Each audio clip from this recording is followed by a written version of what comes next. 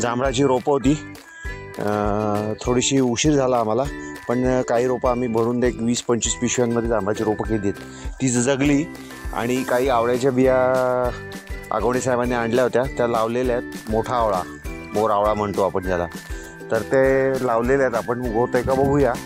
आणि त्याच्यानंतर आम्ही जांभळाची एक रोपं होती 20-20 उंचीची, ती पिशव्यांमध्ये टाकून ठेवली. आता ही आम्ही व्यवस्थित ठेवणार आहोत.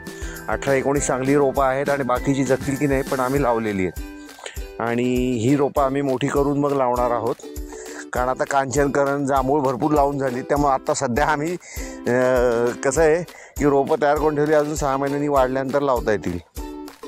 आज आम्ही तिघं होतो, तावरे साहेब होते, आगवणे साहेब होते आणि मी होतो. आम्ही आज हा प्रयत्न केलेला आहे. बाकीचं काही काम आज झालेलं नाही आहे. पाणवठे भरून घेतले आणि त्याच्यानंतर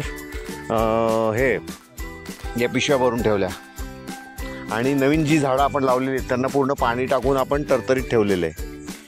ठीक आहे, ओके.